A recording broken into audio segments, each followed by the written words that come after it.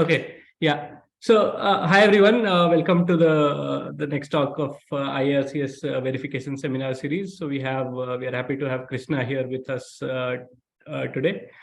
Krishna is a faculty member in the CSE department at IIT Bombay, and is broadly interested in the field of formal verification, automata, logic, games, time systems, probabilistic systems, concurrent programs. And such things, etc. And so this talk, in fact, is a continuation of the talk that she gave in the same series in December, a couple of months back. And she'll be telling us more about verifying concurrent programs under release-acquire. Yeah, so over to you, Krishna. Thanks, Madhukar. Okay, so if I remember well, we stopped last time when we started looking at the operational model. So I'll do a quick recap so that at least hopefully you'll remember where we were. Okay. So if you recall, these were the two example programs we started looking at. So as Madhukar said, we are looking at the verification of programs under release-acquire. So release-acquire is a fragment of the C11 language where all the writes are release writes and all the loads are acquire loads. So we will, I remember we spoke a bit about why the name release and acquire, but hopefully we will see it more when we start looking at the operational model. So what we did again the last time was we did not look at the operational model to begin. We were understanding the so-called axiomatic or denotational model, which basically captures executions of the program as graphs. And we will say that a particular execution is allowed or not by looking at certain cycles that appear in the graph. Okay, this is what we did. Another way in which we understood the release-acquire behavior is if you look at the store buffer example, for instance. So in process 2, you see that there is a write to Y followed by a read from X. So we said that under release-acquire, because these two instructions are dealing with different memory locations, and one is a write and another is a read, we said that we can swap the read and the write, as a result of which, if you recall, the second process is allowed to look like you first read from X and then you write to Y. And if you do that, as you can see, it is possible to actually see that you can read 0 into Rx and also 0 into Ry. And this is something we saw under release-acquire. Okay, so now today what we are trying to do is, we are trying to give meaning to this in the operational semantic sense. And hopefully we'll also try to see, whether the intuitions we had last time, that is basically, if I reorder the kind of behaviors I get, will also agree with the operational semantics. Okay, so this is the first thing we'll do, and then we'll talk about the decidability of the reachability problem. And time permitting, we will see some recent work in this area. There I would not go into the details, I'll just mention the results. Okay, so the operational model, we'll first begin with how the memory is represented in the case of release-acquire. So if you think of the standard interleaving or the sequential consistency that we all know, we know that every program is directly connected to the memory. What does that mean?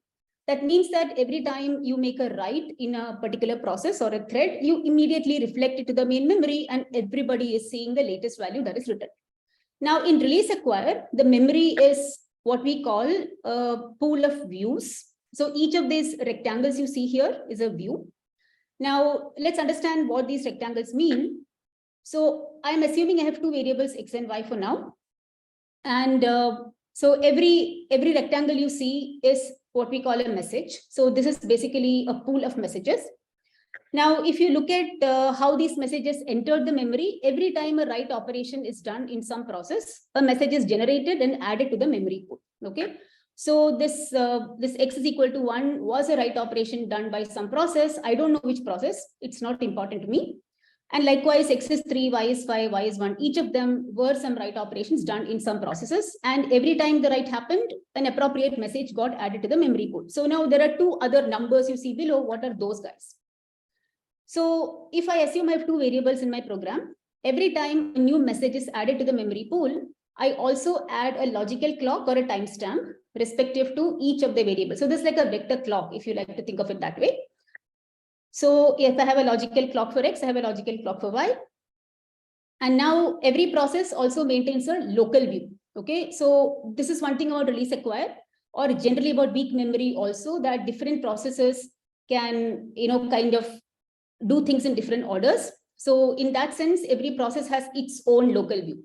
So the local view is again a vector clock. So let's do this example. I have just one process here, and the process has 3 statements. It is reading from X, then it is writing 2 into the variable X, and it is reading from Y. A and B are the local registers or local variables, which is visible only to the process. X and Y are shared memory, okay, shared variables. So assume that at this point of time, when we are going to look at this 3 instructions, the local view of the process is such that the timestamp of X is 3 and the timestamp of Y is 2. Okay, so that is the vector clock or the local view of the particular process.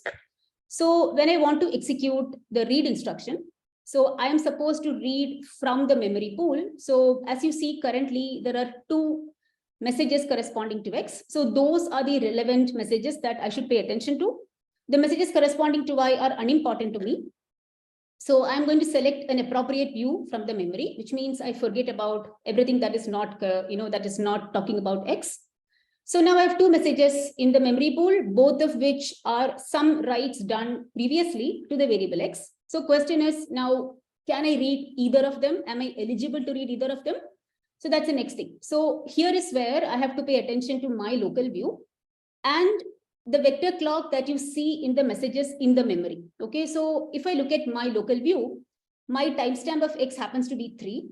And when I look at the memory pool, when I look at the X is equal to 1 message, the timestamp corresponding to X there is larger than my timestamp of X. And if I look at the message, which is X is equal to 3, the timestamp there is smaller than my local timestamp of X.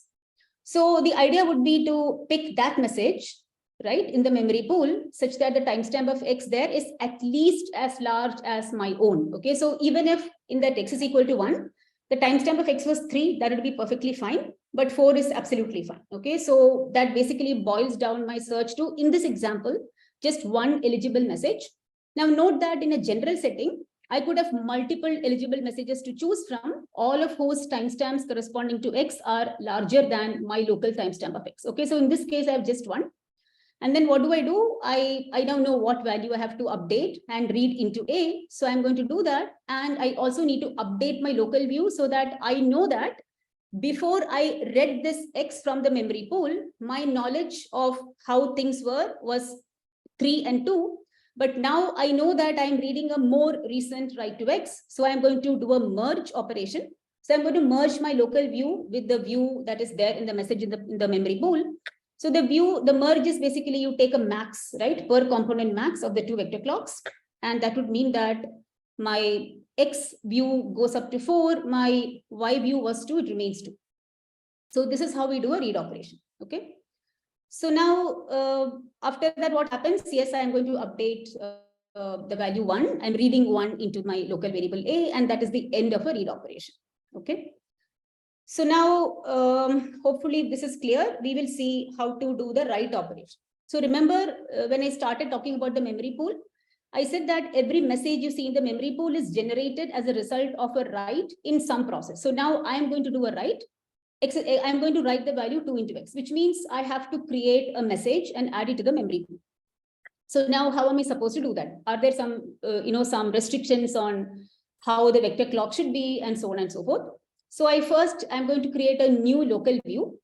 So now currently my timestamp of X was 4. Now I'm advancing, right? I'm making a new write, which means I will increase my local view of X to some number that is higher than what I have. And I'll also choose a number which is not already present for X in the memory. Okay, so if you look at the current memory, the possible numbers for X are 4 and 1.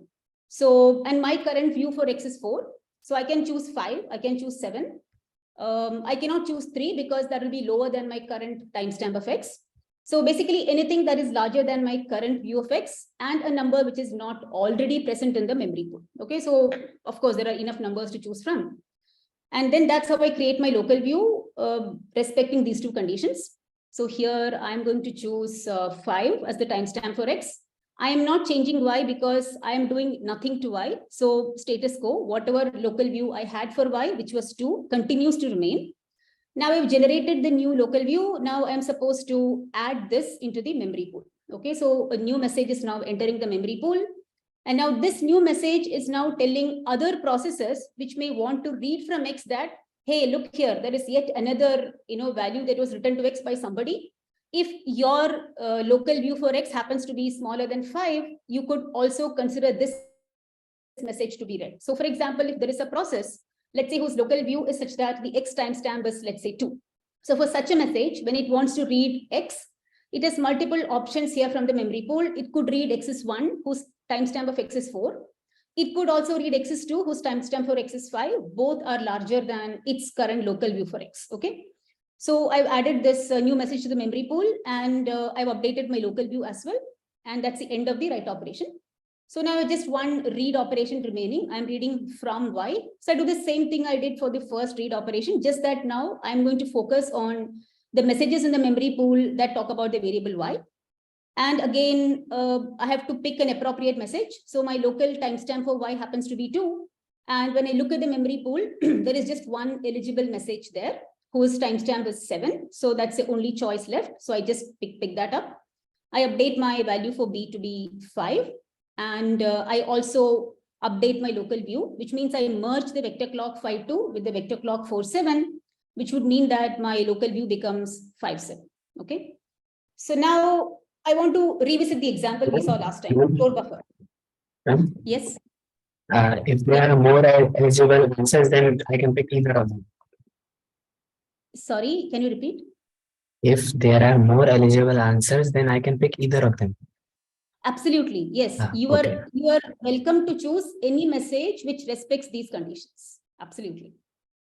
I think this will become clear in an example that I have in a slide coming up. Yeah. Okay. So I want us to now think about the store buffer example, which we did not see in this slide the last time we met. So if you remember the last time we met, what did we do? We kind of reordered, right? So I had the write on Y in process 2 followed by the read from X. I changed the order. I said, okay, I can do that. And I read first from X, the value 0, if you remember, and then I wrote to 1. Okay. This is what we did. So now can I achieve the same behavior, right? Can I see that I can read 0 into Rx and 0 into Ry if I follow the operational semantics? And second point, can we try to relate that intuition of swapping this read, swapping the write and the read, as long as they pertain to different variables, with this, idea of having views, right? Why do they kind of seem to agree with each other? So first of all, in the operational semantic setting, remember the memory pool initially contains the initial views. So I'm assuming that initially X and Y have value 0. And the timestamps are all 0. My local views is 0. Process 2 local view is 0. So everything is 0, okay, to begin. So now in this kind of, dealing with things, I am not talking about any swapping. Nobody is swapping anything. We are just going to operate the instructions as respecting the program order. But of course, we know, right? When I write, I have to add something to the memory pool. When I read, I have to read from the memory pool, respecting just that much, okay? So now what can happen here, right? So if I, let's say, start at process 1, if I write X is equal to 1, then that means I will add an appropriate message into the memory pool and I will update my local view. Likewise, when I write the first instruction in process 2, right? When I write Y equal to 1, I am going to again add an appropriate message to the memory pool and update my local view, right? These are the two things which will happen to begin with. And it doesn't matter which order it begins because it's immaterial. So here, what you're seeing is I have chosen to, write X is equal to 1. I have chosen to increase my timestamp of X from 0 to 3. And you can see I've changed my local view. You see a new message in the memory pool. And process 2 does the same thing, right? It's going to write Y equal to 1. It has chosen 7 as its timestamp for Y. And you see 2 new messages in the memory pool. Now, what is remaining are the 2 read operations of process 2 and process 1 and process 2. So let's see, right? When process 1 wants to read from Y, what is its local timestamp corresponding to Y? It is 0, which means it can pick from the memory pool either Y equal to 0 or Y equal to 1, because if it picks Y equal to 0, the timestamp that you see in the message in the memory pool happens to be same as its local timestamp of Y, so that read is allowed. Similarly, when process 2 tries to read from X, the same reasoning goes, right? Its local view for X has timestamp 0. Therefore, it is allowed to read from the message X is equal to 0, thereby achieving the claim that both Rx and Ry can be 0 by following the operational semantics. So now, so it's one thing to say that what we observed by swapping is achievable by respecting the operational semantics. But if you think intuitively, so now let's think of this swapping mechanism and try to connect it to the operational semantics. So imagine if you were swapping, the read of X followed by the write of Y. Why does it not matter with respect to the operational semantics?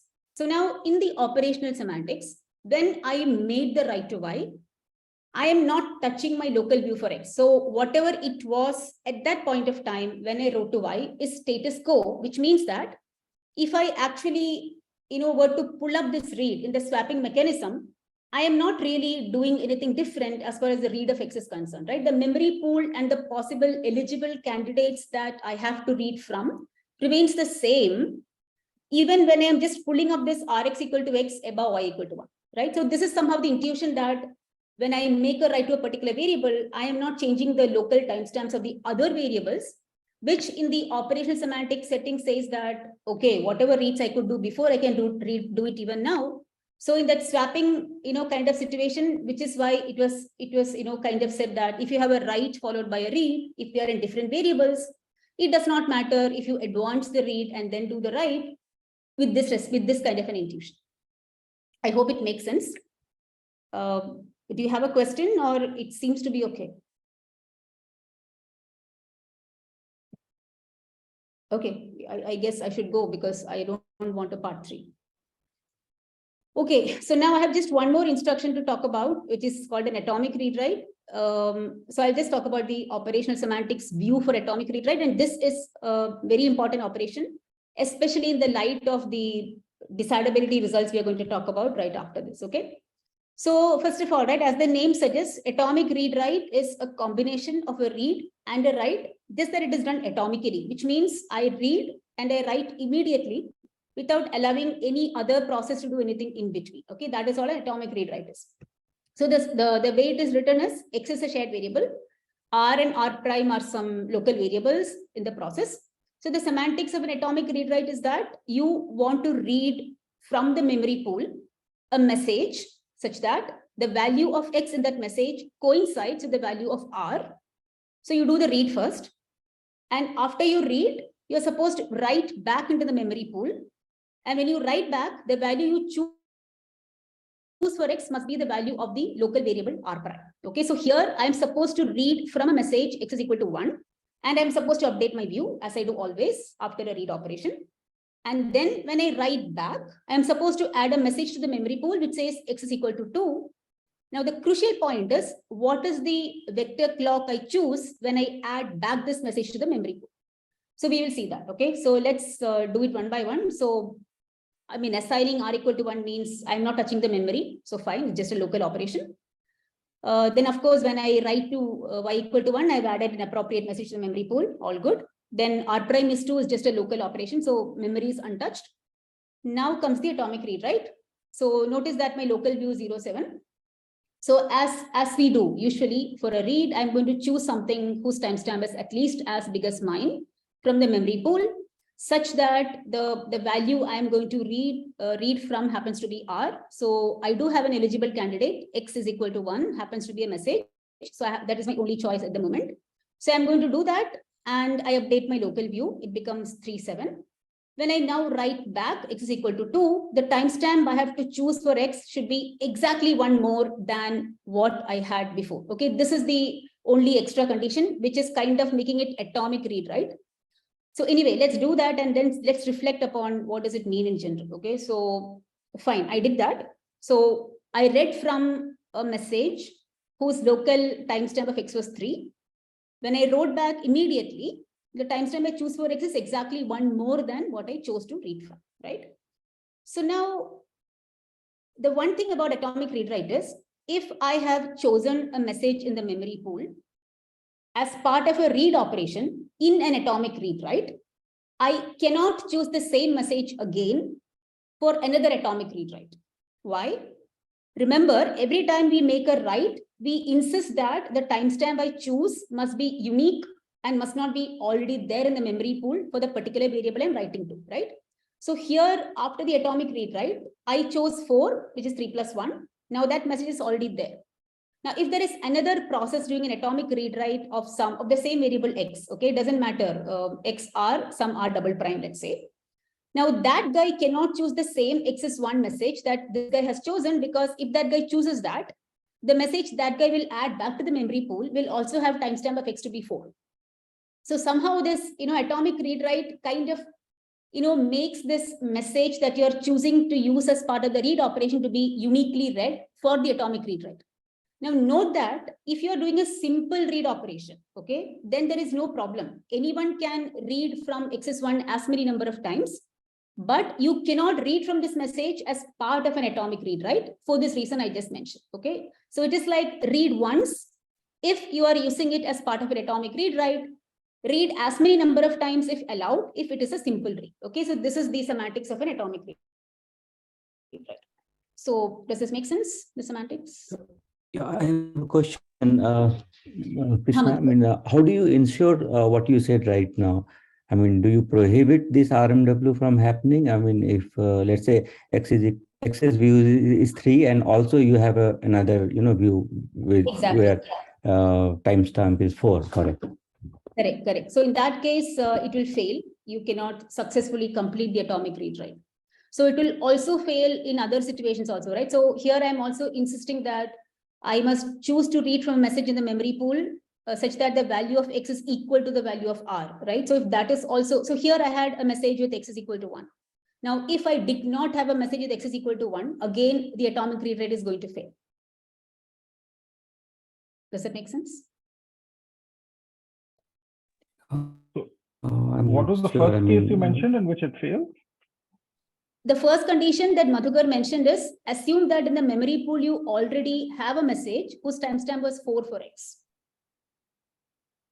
If that is the case, then this atomic read write cannot happen, right? Because I know that when I add back the message, the timestamp I must choose for x is t plus 1, where t was the message, t was the timestamp I read from. So that is one situation when the atomic read write will fail.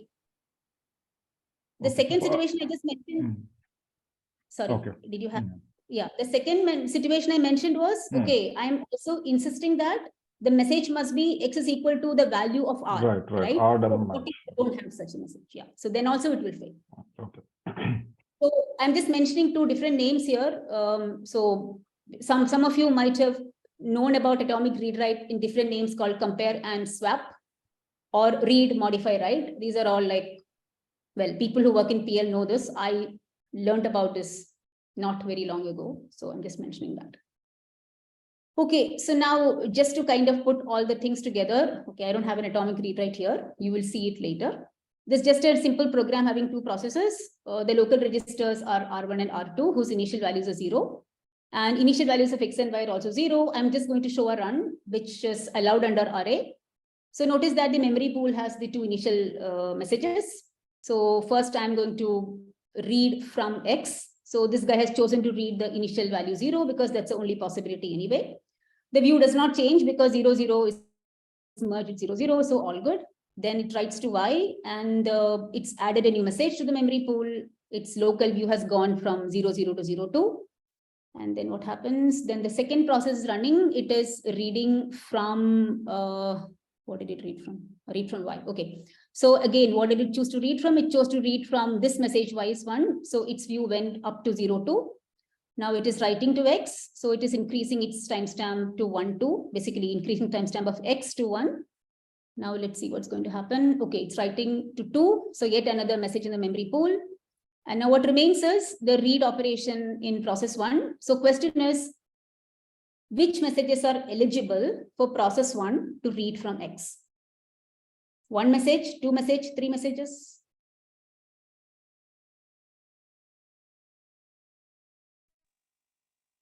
So if I say 3, exactly. Yeah.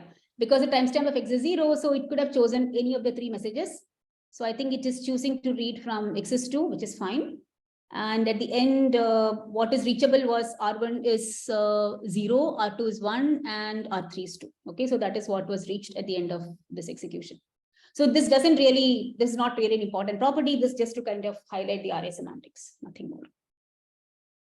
Okay, so hopefully we are done with the operational semantics and we'll look at the reachability problem. So the first couple of results I'll mention happened, was accepted in PLDI few years back. This is a joint work with Parosh and Fauzi from Uppsala and one of our undergrad students then, Jatin.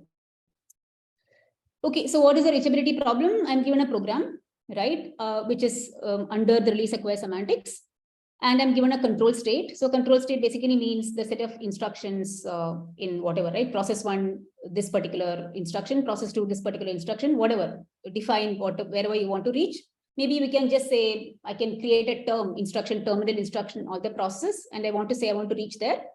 And some memory. What is the memory? The memory is just going to say, when I say memory, I just mean, some value for X, some value for Y, whatever, blah, blah. Okay, so, and it really doesn't matter. Even if I don't say memory, it is fine. It's mainly a control state reachability problem.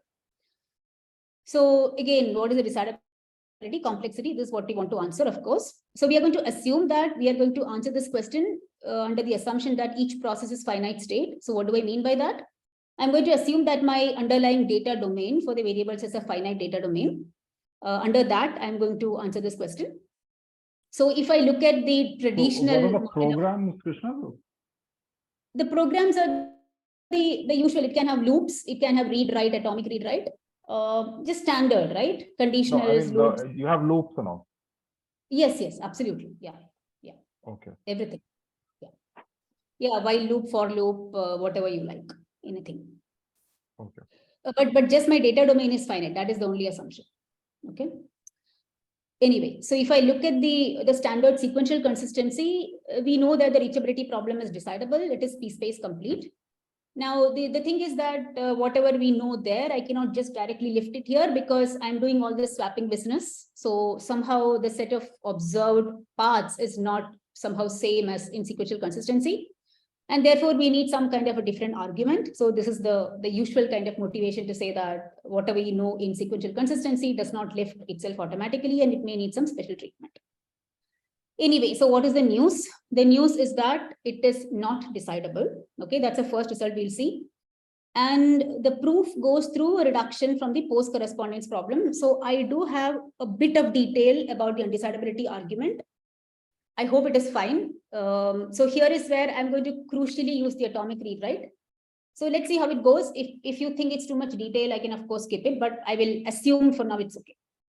Anyway, so I'll mention what the post correspondence problem is.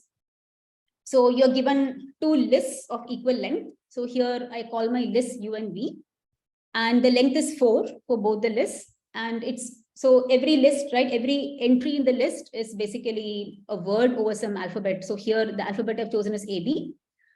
And the question is, can I find a sequence of indices from my given list so that if I just concatenate the respective words at those indices from the U list and the V list, do I get the same word? Okay, this is the post correspondence problem. And if I manage to do that, then I will say that the PCP instance has a solution. If I do not manage to do that, I'll say I do not have a solution. So in this particular example, it turns out that if I choose the indices 2 followed by 1 followed by 4, if I concatenate the respective words, so in the list A, the word I'll get is ABB, A, B, and B. And you can see that you'll get the same word if you do the same for the corresponding words in list V. Okay, so here it has a solution. So we want to simulate the post correspondence problem. So how are we going to do that, right? So for the construction, we are going to construct a concurrent program having, in this case, 4 processes are enough. And the intuition is that process P1 and process P2 are the 2 people who are going to guess solutions for the PCP independently. And what does it mean to guess? So process P1 is supposed to guess a sequence of indices and respectively the corresponding words that appear in those indices. And it is supposed to tell this to process P3 and P4. Okay, when I say tell it to process P3 and P4, what I mean is process P1 is going to write into some set of variables the indices and the words it is reading at corresponding to those indices.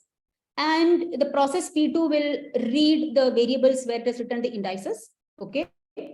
And it will also check what the process P2 has written, and it will check if they are the same. Okay, so P3 and P4 are the verifier processes, if you like to call it that way.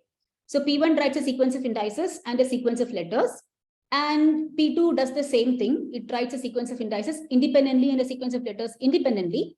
P3 verifies that the sequence of indices are the same. P4 verifies that the sequence of letters are the same. Okay, so at the end of the day, it is like 2 people writing and 2 people reading. And the reading must be done in a way so that the readers do not cheat, right? And do not declare, that everything is correct when things are not correct. Okay, we'll see what it means. So this is a rough idea, okay, of how the undecidability can be obtained. So wait, why is my slides not moving? Okay, it moved. Okay, so I'm just going to do this on an example. So rather than choosing A and B, I'm just using colored balls. Okay. So imagine the 2 lists I have are A and B, as you see here. And let's try to see what P1 would do. Okay. So P1 is going to essentially work on variables x1, x2, y1, and y2. And let's see what it has done here. So process P1 is going to write alternately the symbols of the word it is going to choose into x1, x2. So as you can see here, P1 has guessed that 1, 2, 3 is a solution. And after it is, it's doing it at its own will, of course. So it wrote to y1, 1, then the next bit it wrote to y2, and the next bit it wrote to y1. Okay, so it's writing alternately to y1, y2, the indices. It's writing alternately to x1, x2, the respective symbols that come from those words. Okay, that's what it is doing. And now let's see now if is this a correct answer? I don't know. Let's see. So if I look at, okay, so this is the word that I would have gotten if I respected P1's choice. And P2, if P2 does the same thing, you can see that the words I obtain are not the same. So this is not a solution. So 1, 2, 3 is not a solution. Now P4 is the process who's supposed to check the symbols that are coming through x1, x2 in process P1's case. Now P2 is going to choose a different set of variables to do the same exercise. So P2 is going to write on x3, x4 its letters, and y3, y4 the indices. Okay, so that is fine. So P3 is written. Now at the end of P1's writing and P2's writing, P4 is supposed to read individually from x1, x3, and supposed to check that the values are same. Then it will read from x2, x4, check the values are same. It just keep going, right? That is what P4 is supposed to do. So let's see what P4 does. So I'm just going to forget about the indices now, because the same check that P4 does on the letters, P3 will do on the indices. So if we appreciate what P4 is doing, it's the same story for P3. Okay, so I'm not going to talk about the indices checking. I'm just going to focus on the letter checking. So P4, of course, started with green, green, all happy. So by the way, when it reads, it is supposed to check that, whatever symbol. So ideally in the proof, we say guess some value and ensure that you read from x1 and x3. So it happens in a loop actually, that, you check from x1, x3, then x2, x4, you keep, because it's written alternately, you have to also read alternately. So P4 has started, x1, x3, all good now. It is reading blue, blue, very good. Green, green, very good. Red, red. Now it is doing blue, blue. And then it's doing this. So P4 is not doing its job well, right? Because it has chosen to ignore some symbols which were written in between. It just followed the alternating read of x2, x1. Now, if you think in the array sense, okay, whatever reads P4 is doing, first of all, notice that whatever reads P4 is doing, they are allowed reads. So there is no interaction going between P1 and P2. P4 is reading from P1's writes and reading from P4's writes. So in some sense, when P4 jumped and went to the last value written into X1, the message it chose from the message pool was perfect. There was no problem, right? Because the last time it read from P1, it read from whatever, a smaller value. And now it is chosen to read from a larger value. It is okay, right? This is allowed under array. I can choose to read from a message in the memory pool whose timestamp is higher than my local view. So every time P4 reads, its view is keeping on changing, right? Because every time it reads, it's choosing a higher timestamp, both for X1, X2, as well as X3, X4. So the summary is that, there is some complication involved in the reader process. If we have to ensure that no cheating happens, we have to do something more. So whatever I said in words about timestamps, I have a bit more clearer picture. So assume that when P1 wrote into X1, X2 like this, it has chosen these timestamps T1, T2 up to T7. And likewise, when P2 wrote into X3, X4, it has chosen T1 prime to T7 prime. So remember, every time I say it has chosen T1 to T7, remember that every time P1 had written to X1, it would have made an entry in the memory pool, right? Which would have said X1 equal to green ball. And it would have put a vector clock. In the vector clock, the entry for X1 would have been T1, right? That is what it means actually.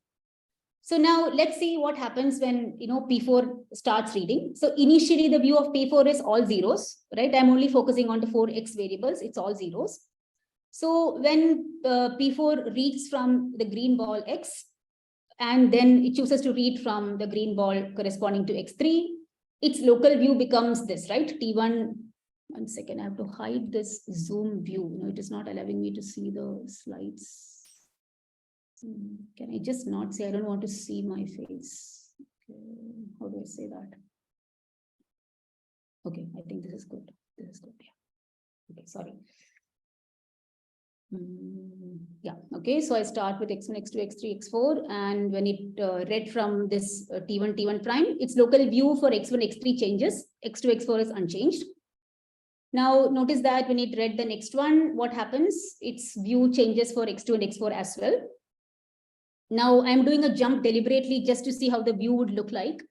So when P2 reads from the T4, T4 prime timestamps, its local view is going to change not just with respect to X2 and X4. Because in P1, X2 equal to blue was written after X1 equal to blue was written in that order. Remember that when P1 made the write to the memory pool corresponding to X2 equal to blue ball, its local view was already T3 with respect to the variable X1. Likewise, when P2 made the write corresponding to X4 equal to blue ball, its local view corresponding to X3 already was T3 prime. Okay. So this is now going to be inherited by P4 when it reads from the message pool. Basically, what I'm trying to say is that when P4 does this reading, it not only takes T4, T4 prime from the respective messages in the memory pool, it also takes in T3 and T3 prime, which comes from the memory pool because that was the local view of P1, P2 respectively when it wrote to X2 and X4 the blue ball. I hope this makes sense, right? Is it fine?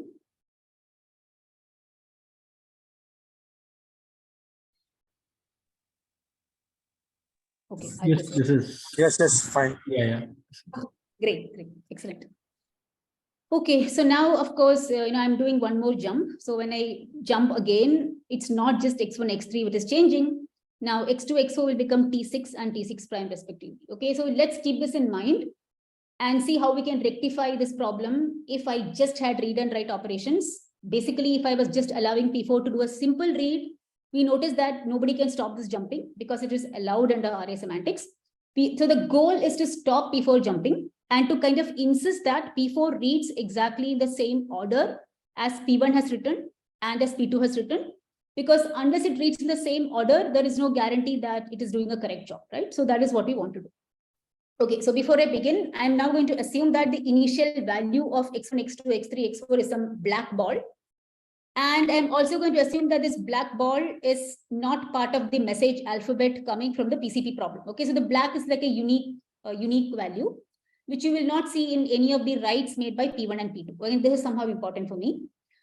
So anyway, so and to begin with, the view is 0, 0, 0, 0, both in the memory pool as well as for P4. So now this is what we will do. So again, the job of P4 is to read from P1, read from P2, compare. But it's not just a read anymore. I'm just going to say that P4 performs an atomic read, right? Where it first reads from P1, the green ball, and it's going to do a write immediately. I'm going to write X1 equal to black ball.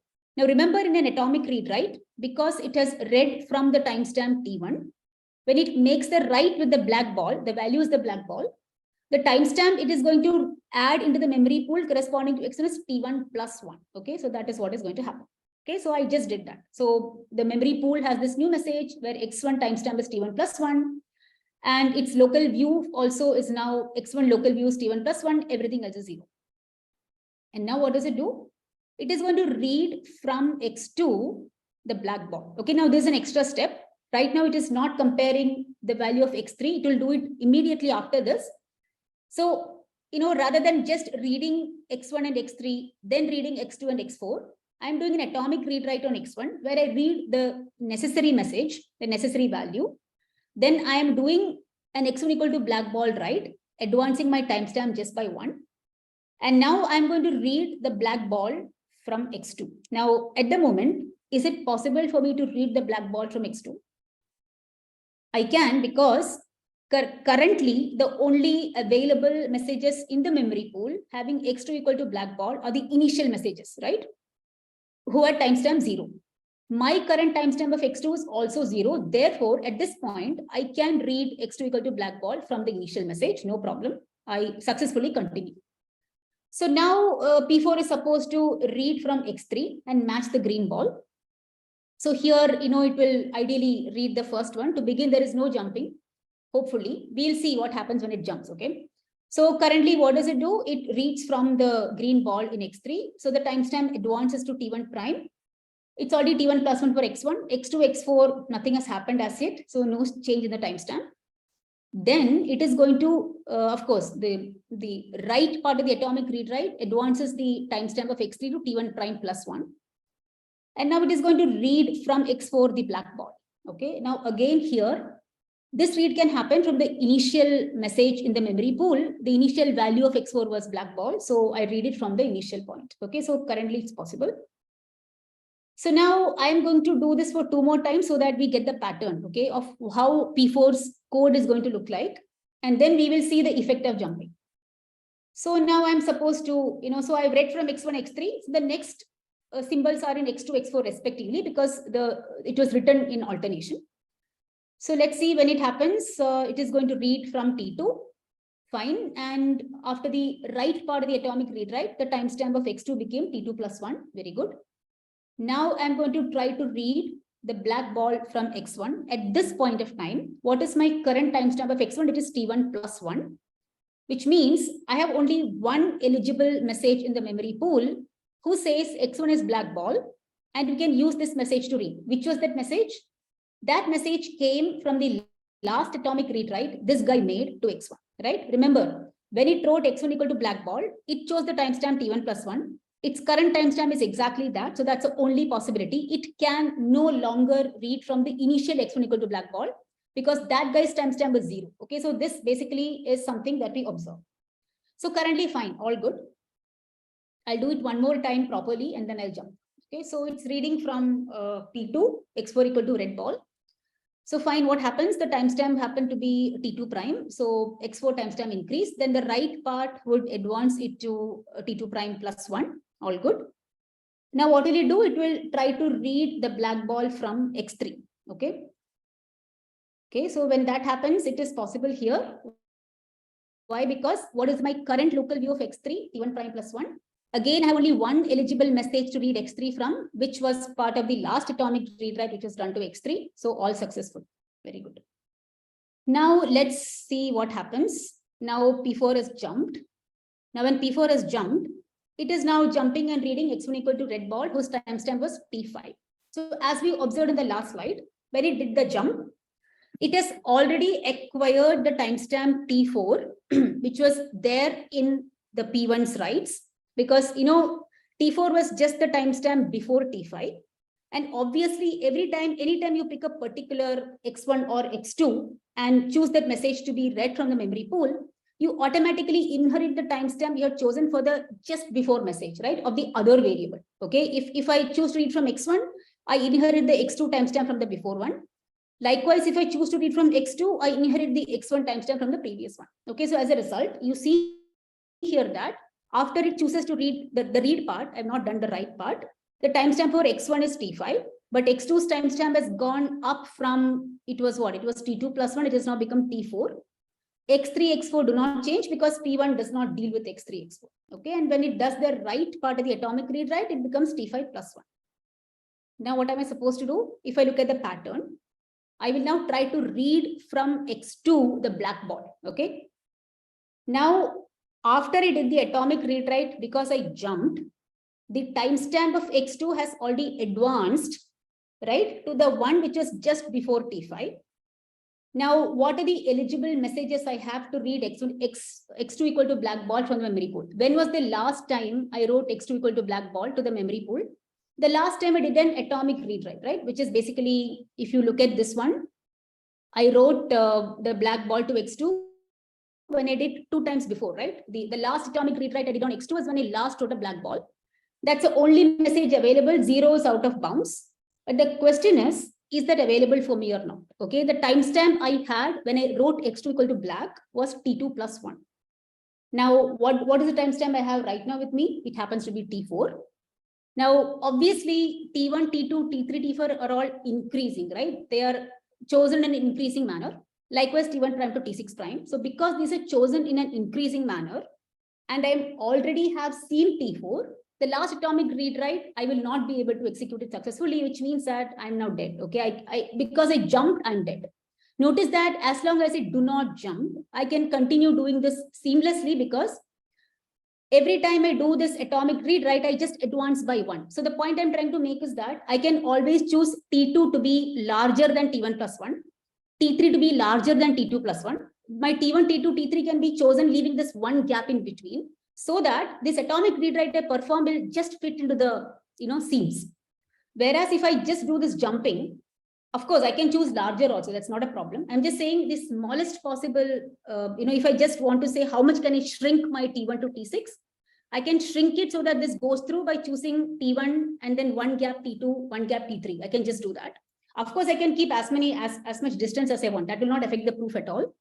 But now, I mean, assuming either this or large gaps in between, because I jumped, I inherited T4, I am unable to now read the black ball whose timestamp happened to be, much before. Because, for the atomic read write, whatever T plus 1 I'll see will be corresponding to the last T I chose to read from, right? So if I jump much ahead, I'm still stuck in time at that point of time, right? With respect to the atomic read write, and therefore I'm going to fail here.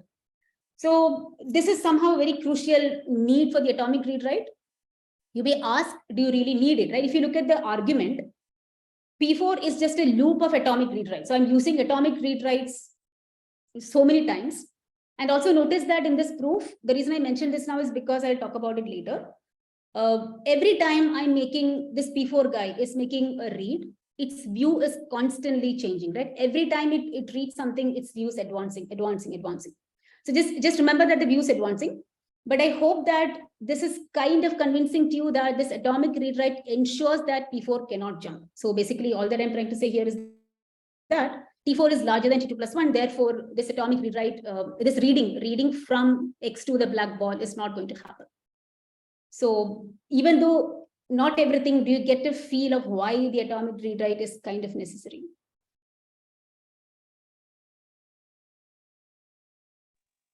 So Krishna, why doesn't this fail? I mean, I don't exactly understand the reduction, but why does it fail for sequential consistency? You mean this construction? Yeah, I mean, why can't I do the same construction for a sequentially consistent See, in semantic? sequential consistency, you always have to, kind of read from the last value written, right? So in sequential consistency, if P4 is trying to read from X1, he can only read the last value written. Okay, right? so I can't go ahead and read. Exactly. But I mean, is that a problem? Or what if I mean, why can't P4 just read in sequence? So you're saying let P1 write and then P4 reads. Yeah, and So P2 writes and writes, P4 reads. Okay, so if P1 writes, P2 writes, and then P4 reads immediately. Right. Okay, so let's see. So if I write to X1 and to X3, so P4 reads from X1 and then P4 writes to X3.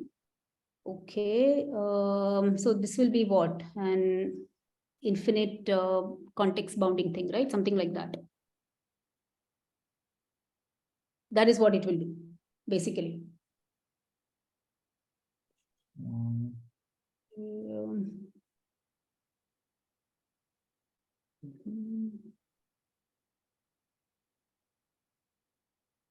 So unless there is, I mean, I have to do out of turn reads to be able to get a valid solution. Yeah, so that is one problem because the word lengths are not always the same. Mm. Right. So it could be that one guy has gone much ahead in the list as far as the whatever the indices have gone, and the other guy, it's not clear how to catch up really somehow. But if I'm just reading one letter at a time, I mean, that will control. I mean, they can't, even if one guy is gone, they can't go ahead. In terms of the number of letters so far, they should go lockstep. Yeah, that is fine. And in But terms what of I'm the saying index, is, they can go ahead, but yeah, but what I'm saying is somehow I lose track of. So let's say P1's first word is like 10 letters long, and P2 is having single letter things. So now somehow it's not clear to me, right? So P2 has seen 10 indices, P1 has seen just one index. So it's not exactly clear how to do the index matching part of it. Even if, I were to read, so okay, P1 has read the first letter of this 10-letter word, and P2 has read the single letter from whatever index it just chose but to I thought read. P4 is not doing the index matching anyway, right? Yes. But the proof also needs, another process to do the index matching, right? Mm-hmm. So yeah, I agree. As far as the letter comparison we go through, but I don't know how to do the index comparison. Okay, we'll come to that. Okay. Yeah, but at least here, I'm going to say the same story for the index comparison. Mm-hmm. I'm going to say that P3, that is the main point, right? Because I don't know how much memory I would need to give P3 so that it remembers, I don't know, a whole big chunk of indices that have gone ahead. So this is one difficulty. Of course, this is not a proof. I mean, the proof, of course, is that I can simulate this one-safe Petri net. That is why there is a piece-based complete argument staying separately. So I can simulate this, one-safe Petri net by constructing a concurrent program, which exactly does that. But okay, that is not. So this is what I'm saying is just an intuition as to where I see a problem in this matching business. Right. Okay. Okay, so maybe in the interest of time, I should go ahead, right? Because I still have to talk about decidability, of course, in a nutshell, not too much, but so I guess I'll go ahead. So anyway, the summary that I want to say here is that atomic rewrites seems to be crucial. I'm not saying it is crucial. It seems to be crucial. The reason I'm saying it seems to be crucial is the natural question is, what do we know about release acquired without atomic rewrite? Okay. Now, without atomic read-write, all that we know is that it is at least non-primitive recursive. So it's already touching the sky, but we don't know if it is sitting in the sky or if it will just sit here. Okay, we just have a lower bound of non-primitive recursive. We don't have an undecidability result. So it's basically open. So it is touching the sky, but we don't know if it is going to really sit in the sky or just bounded above and below. This we don't know. So we don't have an upper bound for the non-primitive recursiveness, we just have a lower bound argument. Okay, so this open seems to be a hard problem. At least has been open for quite some time now. At least I don't know of a proof for this. Okay, so which is why I said it seems atomic rewrite is crucial, and without that, the proof seems to be difficult. At least it's not. I mean, either way seems to be difficult. Okay, so now given the undecidability, and given also that even without atomic read-write, the complexity is super high, the natural things we resort to are, okay, what do we know from the literature, right? Whenever we hit undecidability, how do we recover decidability? So one standard, very well-known under approximation technique is this context-bounded analysis, where we do not look at all possible executions. We restrict our focus to only those executions where the number of context switches is bounded by some constant k. So there's a lot of work by Shas Kadir and others on context-bounded analysis, and there are some tools also, which have successfully checked a lot of programs for bugs under the context-bounded situation.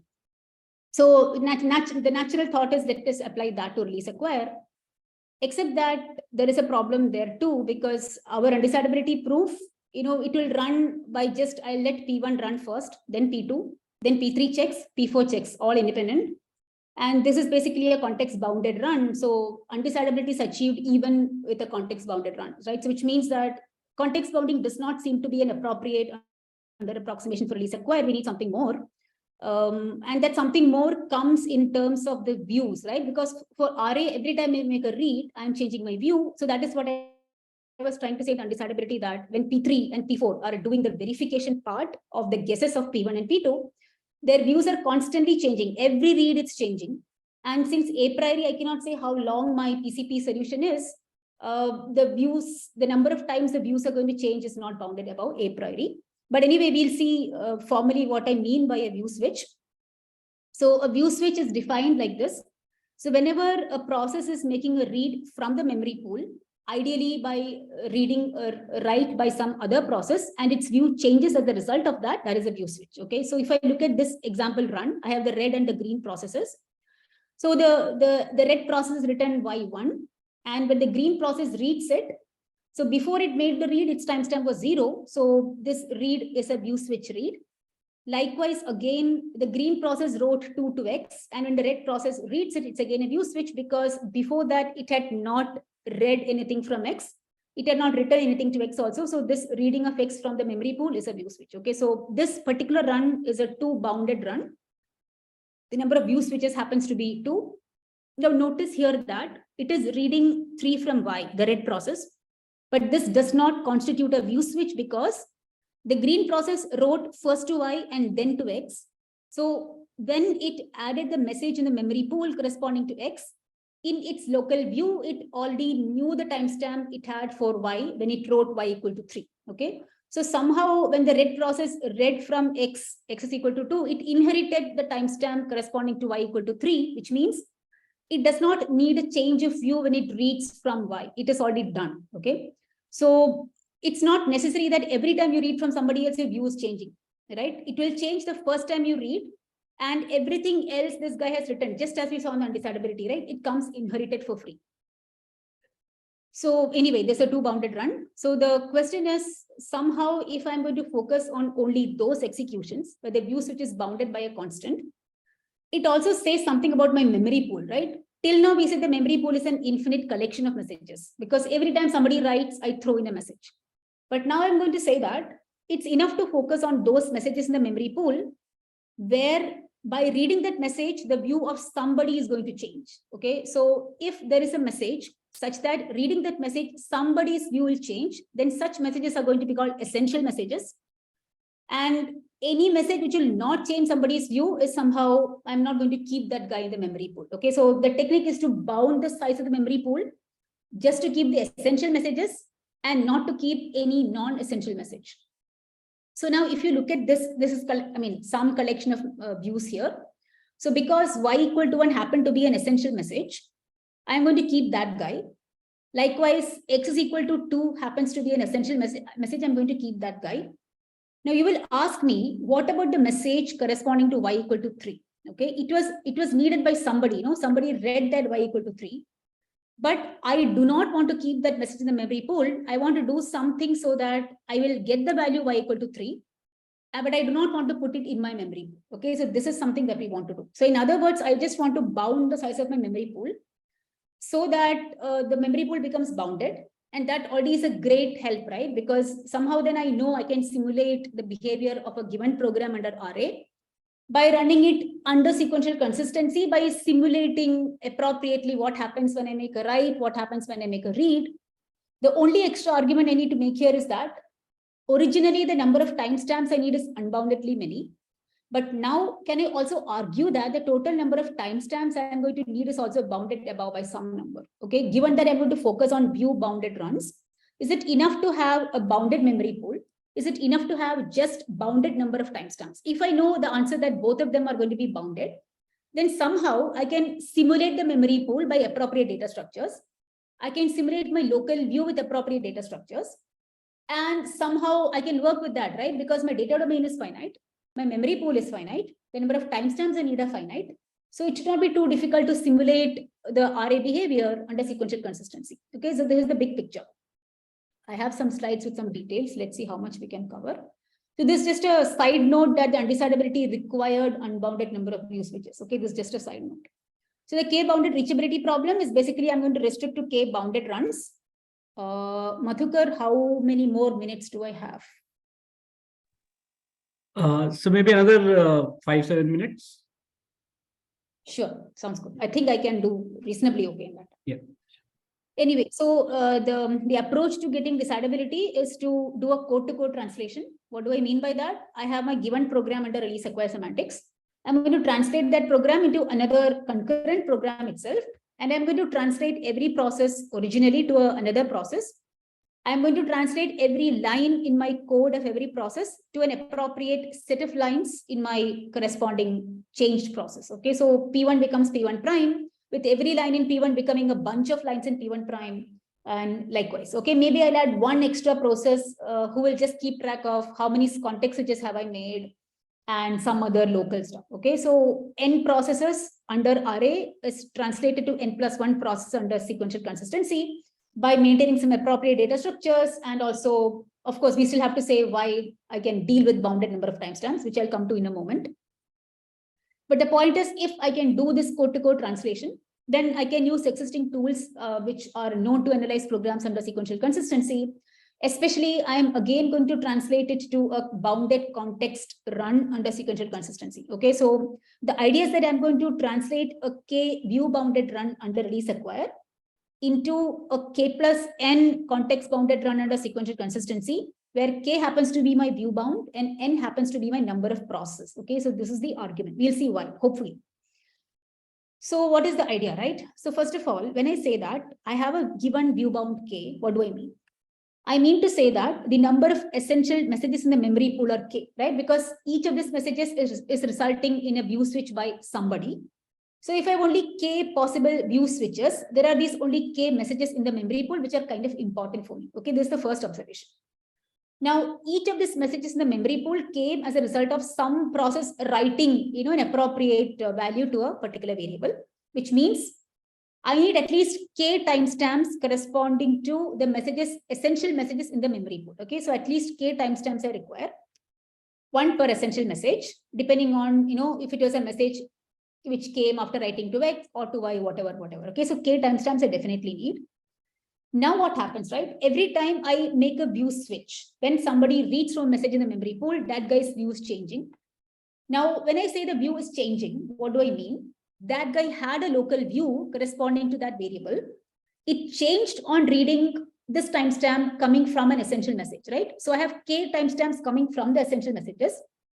I have a corresponding timestamp which I have used in the comparing message, right? So I have K here, another K which is needed for the comparison. So 2K timestamps I definitely need. And now what else do I need, right? 2K timestamp seems to be enough and K messages seems to be enough, but I still have to take care of these, other messages which I spoke about, right? So I can classify messages are useless. A useless message is one which is never read by anybody. And it is just not read at all, okay? An essential message is one which is read by somebody and whose view changed as a result of reading that message. The third kind of message is a useful message. What is a useful message? Now remember, right, if there is a process which wrote Y equal to 1 followed by X equal to 2. Now, as I said, when this guy added the message corresponding to X is equal to 2, it is already reflecting the timestamp corresponding to Y, right? So the idea is that I will not maintain a message for Y equal to 1. I will just maintain the message for X is equal to 2. I will somehow maintain the latest value that was written to Y by that process by using some data structure. So this is the idea. Of course, I cannot get rid of, all the messages, all those writes whose timestamps are inherited by this guy. So I cannot ignore them. So the idea is that locally, I will maintain the timestamps, the values of all the variables, the latest values I've written. I will keep in my memory pool only the essential messages. So K messages, 2K timestamps, and some extra data structures, which will simulate the reads and writes and atomic read writes under release acquire. Okay. So I'll try to quickly say how we do that in like 2 minutes. And then the remaining, I'll just say what results are known and I'll close. Okay. So the idea is that clearly, right, I have to simulate the view. So I'm going to maintain per process a view vector corresponding to every variable. And what is a view? So the view vector, right? So if I have X to Z, whatever are the variables. So the view corresponding to X will have the timestamp of X, the value for X, and I guess whether this particular write to X is going to be part of an essential message or not. Okay, so this is a guess I'm going to make. And globally, I'm going to maintain a message pool. And how does a message pool look like? It is a variable, right? Whenever I make a write to a particular variable, the variable I have chosen to write to along with the view. Okay, so this is how the two data structures roughly that I'm going to maintain. And now this is basically trying to say, how do I simulate a write operation under array? The semantics of write under array, how do I do it using my local and global data structures? This is something I'm trying to say. So the idea is that every time I make a write, here I'm supposed to guess, right, if this write is going to result in an essential message. Depending on the guess being yes or no, I will appropriately update my local data structure and the global data structure. So every time I guess that this write is going to result in an essential message, the global data structure will change, adding that particular message. Every time I guess that this is not resulting in an essential message, I will just maintain the value written in the process. It will not add something to the global data structure messages. Okay, this is the rough idea. And likewise, when I make a read operation, again, I'm going to guess, is this read going to change my view? Okay, if yes, then I have to do appropriately something to my local view data structure and then read from the global view data structure so that I update everything correctly. Again, if I guess that this is not view altering, then again, that means that either I already have the local, the values of all the recent writes with me available, or it's my own write. Okay, so one of the two cases. I mean, I wish I could have gone through in more detail. Unfortunately, I don't have time. But just to kind of give an idea, we just simulate the reads and writes using local and global data structures. And then finally, the one message I will say is that if I know I have k essential messages, what do? I'm just going to run the processes which give me the k essential messages in my view bounded run. I first run those guys, okay, which means I run the process which gives me the first essential message, the process which gives me second essential message, etc. up to k. That means at most k context, which is still now. The moment I've got all my essential messages, I now just have to run the remaining process to completion because I am not waiting for anyone, right? I have every message I need is already at my disposal. I'm just going to run the remaining process. That is how I get the k plus n context switching under sequential consistency. So just to kind of, say the same thing on this example, I'll guess the essential messages every time a process makes a write, and appropriately, I'm going to update my global messages data structure. I do the same thing for, whichever process is going to give me an essential message. There's like one part of it. And then once I'm done, I just have to locally maintain appropriate data structures. That's a locality part of it. Simulate P1 under SC by updating the data structure, simulate P2 under SC again by appropriately updating data structures, and then check that your guesses are all correct, because if your guesses are incorrect, you'll get stuck in your simulation. So this is, of course, saying it very quickly, but roughly that is all. Nothing much is happening. The crux is that the moment you bound your message pool and your timestamps, somehow it is all easy to be simulating the reads and writes by maintaining some data structures. That is the message, okay? Anyway, by doing that, so what do? We do this code-to-code translation. We translate this into a program under sequential consistency, and we use CBMC tool as the backend and check whether a particular assertion is reachable or not. So, of course, we did some standard litmus tests just to see that our behaviors agree with what herd. The herd tool is one which basically tells us all behaviors of weak memory models. What is the expected behavior? So every benchmark you try, you check what you get. Does it agree with the herd tool's behavior? On the litmus test, you do that. And then we also took some standard mutual exclusion protocols, and we could find bugs reasonably quicker than the standard DPOR kind of tools, like Tracer or RCMC CDS checker. The reason being, we are focused to, just doing reachability, whereas these guys are exhaustively exploring all traces. So it's not a very fair comparison, especially when there is no bug. It's not a fair comparison because they are doing everything and we are doing up to a particular bound. But on bug detection, we are definitely quicker. Again, for an obvious reason, right? Because we are stopping the moment we find the bug, whereas these guys are doing, complete. So we are not complete in that sense. So our safety declaration is incomplete. Our bug detection is correct. And the message is that, well, this seems to run well, and it was, hopefully it's a useful tool. Now, this last part, I'm just going to say what else is known. Okay, so this, I'm now saying what we saw till now is called non-parameterized reachability, because I have fixed number of processes. But now I can ask, what if I have unbounded number of processes, right? What do we know about verification of such programs?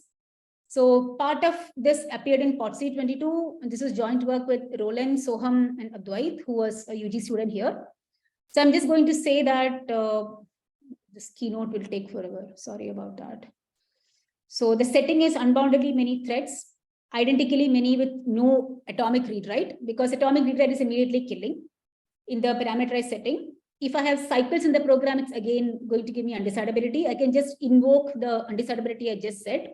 So therefore, we are restricting to a setting where I have unboundedly many identical threads without atomic read write. I can have cycles here on the identical part.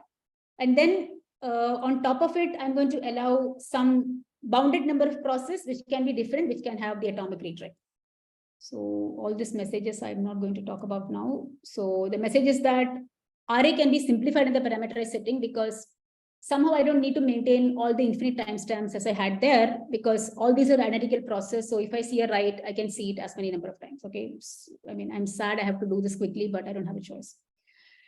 Anyway, so I'll just quickly show the results. So this is one setting where unbounded threads with no cas, but cycles are possible there. Bounded number of threads acyclic, which has cas and which are distinguished, which means these are different programs or different processor or different.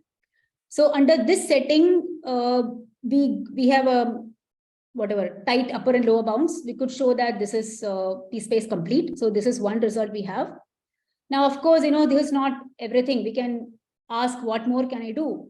So in particular, if I take the same setting and if I throw in an unrestricted process, the complexity jumps to an XP time completeness. And if I throw in one more process on top of this, which does not have cas, but which can have cycles, then I get the same problem as the non-primitive recursiveness, as I said, it's open. And that is where we are. And yes, so a lot of work needs to be done here to get a tool, to have some approximate techniques. So all that is open. But this is pretty much what I have to say at this point of time. I'm sorry I had to rush through the last part, but it's still better than having a part 3. So thank you very much. Yeah. Yeah. Thanks, Krishna. Yeah, I think we may have time for one or two quick questions if somebody has any. Sounds good. Yeah. So, yeah, this is Abhishek. So, can you just, explain the setting in which your last results it for me to grasp the exact setting in which the results hold. The last slide, I think, or the previous one, where you said yes. some identical, but no, yeah. Yes. Yeah, your voice is breaking, but I think I got your question. Okay. So the setting is. Sorry, go ahead. Abhishek? No, I'm done. Yeah, you can explain. Yeah. Sure. Okay. Yeah, sorry about having to go fast. So the setting is that you have unbounded number of. Yes. Thank you. Yeah. So the setting is I have unbounded number of identical threads. Hello. Yeah, I think. Okay? Yeah, Krishna, I think you should go ahead. Sure. Yeah. So the setting is I have unbounded number of identical threads. Cycles are allowed in these identical threads, but I don't allow atomic read writes or cas operations. Okay, so I have unbounded number of those guys. I have a finite bounded number of distinguished threads. So these are not identical. I allow cas operations here, but I do not allow cycles here. Okay. Now I allow one unrestricted thread. What do I mean by unrestricted thread? This is a guy who has cycles. This is a guy who has atomic read write. So basically a normal process, okay, which has everything you would like to have. So if I stop here, okay, I'm not talking about the yellow process on the right. If I stop with this one all powerful guy, bunch of guys who are different from each other, but who have atomic read writes, but are acyclic, then a whole population, okay, who are identical, who have cycles, but don't have cas. If I stop here, I get NXP time completeness, okay. Now, if I throw in this yellow guy, who has cycles but does not have a cas operation, it already hits the roof. It already becomes non-primitive recursive, and we do not know whether this is decidable or we just have this lower bound. So this is what I mentioned. So we know complete. If I do not have the yellow guy, the result is NXP time complete, right? And if I do not have this one orange unrestricted guy, then I know that it is p-space complete. right? So it is like, as I keep increasing the power of the people I involve, the complexity also keeps increasing. So the best cases, you just focus on the, first green identical guys and this small bunch of acyclic distinguished but has Cas operations. It is p-space complete. If I throw in this one unrestricted person, it becomes NXP time complete. If I throw in one more guy who is not fully powerful, he does not have Cas, but he's different. He can be different from everyone else present. He can have cycles, for example, then it becomes non-primitive recursive, and this decidability is open. And it's not surprising, I'll tell you why. If you remember, I spoke about the release acquire without atomic read write being open. And the non-primitive recursive result we got, the lower bound is obtained with just 2 processes. Okay, 2 processes were sufficient there without atomic read write to get non-primitive recursiveness. So if that is possible, then this is not surprising, right? I am throwing in a person who does not again have atomic read write. So this is kind of it. All the others is enough to reach non-primitive recursiveness. So somehow there seems to be some link. Okay, if you can solve the decidability status without atomic read write, maybe you can also solve this question. So I think if you solve either of this, you can solve the other. This is what I think. Does it answer your question, Abhishek? Yes, yes, yeah, thank you. Okay, any other quick questions? I see one of my co-authors here. Hi, Suham. Did you want to add something to what I said? No, no. Hi, everyone. No, there is nothing much to add there. I think this is good. So Krishna, you talked about these essential messages, and then I think there was also this redundant and useful. Yeah. Why did you have to make a distinction? Was it important to make a distinction between redundant and useful? I mean, I know that it makes sense, but did you need that? Yeah, I'll tell you the difference, right? So when I say something is redundant, that is a message which nobody is going to read at all. So somebody wrote that message into the memory pool, but nobody is ever going to look at it. So clearly, why will I maintain that guy in my memory pool? It's easy to throw it away. Correct. Now, the other message, so if you look at this collection I've got here, if you look at this message corresponding to y equal to, again, this, I think y equal to 1, I think. I'm not able to see because on the right, I see all the names. So if you look at the green thread, right, it wrote x is equal to, and the message before that, I think it's y is 1. Correct. Now that message, sorry, y3, it is not y1, y3. Okay, because if you look at the red process, it is reading x2 and then y3. Correct. So somehow that write by the green process is a useful message because that value is read by somebody. Correct. However, the timestamp that was chosen by the green process when it wrote y equal to 3, I have already inherited it when I read from x is equal to 2, right? True. So that is a kind of message which is useful, but I am not going to put that message in my memory pool because somehow, I have already inherited it, right? By means of the essential message corresponding to x. Okay. So this is the kind of thing I said that when I do my simulation in my green process, right? The guy who is going to show my green process, that guy will remember the latest value written to y. I think Ori wants to ask a question. Hi, Ori. Hi, thank you for the talk. I'm Ori Lau from Tel Aviv University. So I was wondering, so it's very hard to program in release acquire without RMWs. Essentially, there are not many things one can do without compare and swaps. So one thing that people use is fences. So they block the reordering of writes and reads, and they can get you closer to sequential consistency, so you can at least implement critical sections with them instead of compare and swap. So I wonder if you have some results about this parameterized problem when you have fences in the program. Yeah, good question. Okay. When we were working on this, we believe that our complexity would still somehow carry over with fences, at least for the NXP time part of it. But we have not looked at it, honestly. But, and it's a very relevant question because somehow, as you said, to kind of convince the reader that this is a useful subset of programs, without atomic read write, somehow at least fences are necessary. So I would say that this is something that is on the stack at the moment. Okay, thank you.